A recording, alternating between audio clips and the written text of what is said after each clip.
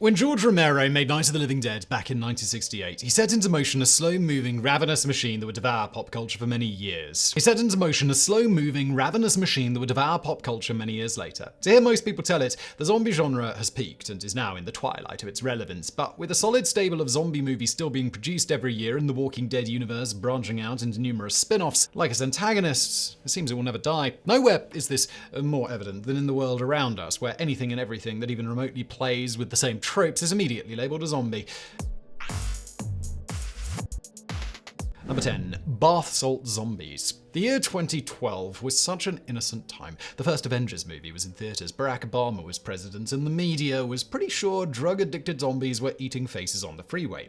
Thus begun the rise of the infamous bath salt zombies. In May 2012, a nude man attacked another man on the freeway in Miami. The attack was filmed and occurred in broad daylight. The attacker, Rudy Eugene, bit his victim's face almost completely off, as in right down to the bone. Police had to shoot him 4 times. Reports of the incidents also immediately linked it to a relatively new and unheard of drug called bath salts. Officials said it made users go insane, overheat, and display incredible violence and increased physical strength. Other stories popped up as well, though not nearly as gruesome as the original. For all intents and purposes, they were describing a drug that turned you into a zombie. Remarkably, when the toxicology report came out a short time later, there was no evidence at all that bath salts were in Eugene's system, just marijuana. Not that they necessarily blamed marijuana, they just couldn't figure it out. By the end of 2012, the stories vanished and bath salts had basically faded to obscurity. Number 9. Ophiocordyceps zombie fungus. The average person is probably not overly familiar with fungus species. Beyond the mushrooms we eat, most other kinds are pretty unknown simply because most of us have no reason to ever need to know about them. But there is one small exception, and that's when it comes to cordyceps. Thanks to the popular game series The Last of Us, cordyceps fungus became a pop culture phenomenon, though it didn't start in the game by any means. The game just capitalized on an idea people couldn't resist: fungal zombies. Ophiocordyceps was something of a darling of internet media and pop culture as articles popped up to explain how the bizarre life form worked, including profiles in the New York Times and the Atlantic. If you missed the initial blast of articles, basically the fungus infects insects like ants. A fungal spore gets inside the ant and begins to grow. The ant continues its business, but the fungus will consume as much of the insect's insides as it can without killing it. Then, when it's grown enough, the fungus can project itself into the ant's head and its appendages. It will use the ant's legs, kind of like a puppet master, and force it to climb to a high point on a blade of grass or something similar. Once it's in a good position, the fungus glues the ant in place and explodes out of its head. New spores are released, they fall down, and other ants can get infected. The zombie parallels are pretty clear, since the fungus effectively kills but keeps using the ant, and of course it infects others from the inside out. Fortunately, it's not complex enough to do the same thing to humans, at least as far as we know. Number 8. Haitian voodoo zombies. Before George Romero introduced us to the dead who walk, there were some other movie zombies out there in the world. Arguably, White Zombie from 1932 was the most famous of these and featured Bela Lugosi as a Haitian voodoo master, which made sense to audiences in 1932. In that movie, it is nefarious spell casting that makes a zombie, and when the antagonist is defeated, the zombie is roused from their trance. There's a distinction between a Romero zombie and what some would call a voodoo zombie, one that even Romero understood. In fact, he didn't use the word zombie in his first movie, because he felt it created ghouls and zombies were things from voodoo belief. In that system, a boko, or bokor, a practitioner of voodoo magic, can separate the soul from the body to create a zombie.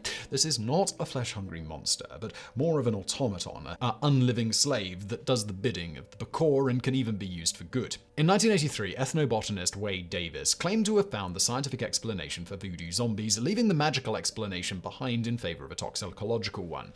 His work was later criticized for being unscientific, which perhaps created even more mystery around the idea of just what a voodoo zombie might be, and if there really was any truth to them. Number 7. Zombie pigs.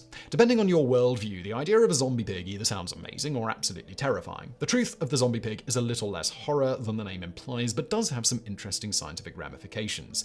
In the real story behind the headline, researchers managed to restore limited brain function to dead pigs. The pigs were sourced from a slaughterhouse and had been dead for hours. But a team working to understand how human brain death worked, towards the goal of hopefully reversing it, they managed to take those technically dead brain cells and restore some cellular function. The pigs didn't return to life, they literally didn't have bodies, but it presented a significant find in the understanding of how death affects a brain and what could potentially be done to save human life in the future. Fast forward 3 years, and the same researchers were restoring cellular function in dead pigs, a further step in their efforts to push the limits of death's finality. Again, no undead pigs got up and walked around, but the potential for organs and other tissue to be preserved well beyond what we previously considered death could have great potential for saving lives and organ transplants down the road. Number 6. Zombie flies. We've heard for some years that honeybee populations are in danger, but the culprit isn't always clearly identified. Climate change, pesticides, and other things have been brought up. But so have zombie flies. These flies lay their eggs inside host insects, in this case honeybees, and the larvae develop inside the host, killing it in the process. The flies had been observed killing wasps and even bumblebees this way, but it wasn't observed in honeybees until 2012. The fact that they have never been seen in honeybees before was actually shocking, since honeybees are very well studied. Even more surprising, when they were discovered and then researchers went looking, they found the parasites in 77% of the hives in California's Bay Area. The parasites cause the bees to leave their nests and then fly aimlessly until they die, and the maggots then crawl out. Number 5. Zombie fly/zombie fungus combo. We've seen zombie flies and zombie fungus, now meet the zombie fly fungus. It's the worst of both worlds. Like the cordyceps fungus, spores can infect a host, which in this case is a fly. The fungus spreads inside the host and then takes control of its body, forcing it to a high point where it will die. So far, so familiar. But somehow, it gets so much worse. Once dead, the fungus releases chemical signals that attract males. These chemicals act like irresistible pheromones to lure the males to mate. The unsuspecting males then breed with the very dead, very fungus-infected corpse. During this process, the living male becomes infected with spores, and the process repeats itself. For an extra disturbing twist, the longer the fly has been dead, the more attractive it seems to become to males, thanks to more seductive spores being produced. Number 4. Zombie taxa. If you're a fan of paleontology, then you may be familiar with zombie taxa. This is a tricky sort of fossil phenomenon that can dupe a scientist into thinking they've discovered something dead living where it has no business living. For zombie fossils to work, what happens is something dies and gets fossilized. So far, so normal. That fossil then gets transferred via erosion or some similar process to some place new, much later in time, and then basically refossilizes. If it's discovered and what happens isn't clear, then you can find a T-Rex fossil in the remains of an ancient Roman city, for example, and be utterly confused. That's an extreme example, which never really happens, but there have been cases where dinosaur teeth have been discovered in fossils dated from well past the extinction of those creatures. Number 3. Zombie storms. A zombie storm is a term you won't hear your local meteorologist mention all that often, but if they ever do, pay attention. Typically, big storms follow a pattern of growing in size to something large, like a tropical storm, and then dying out over time as they become weaker and weaker. A zombie storm does what the name implies and comes back from the dead. A once dead storm grows strong and becomes a tropical storm again. The National Weather Service seems to have coined the term in 2020 in response to Hurricane Paulette, which looked to be on the verge of dying before picking up steam again and becoming a tropical storm once more. The phenomenon is rare, but there have been a few other recorded instances of it. Number 2. Zombie deer.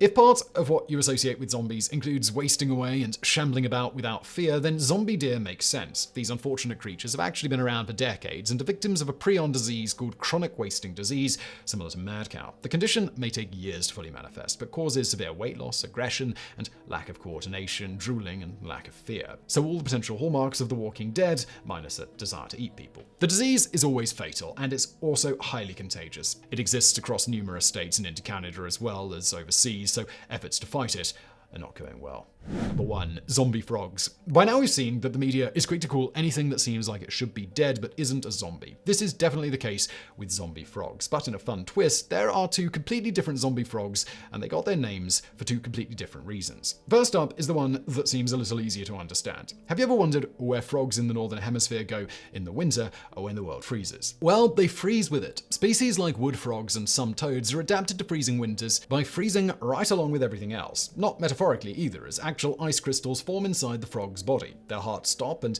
they no longer breathe. But as long as their internal organs do not freeze, which doesn't happen because they can turn their blood into a kind of antifreeze, they will be able to thaw when spring comes and go back to living their lives. Much further south in the Amazon exists another zombie frog, a tiny yellow one with a curiously pointed nose. So why is this one a zombie? Well, it's a little less impressive than you'd think. They were named by a German herpetologist who noted that as his colleagues dug through the mud on their hands and knees looking for the frogs, they resembled zombies.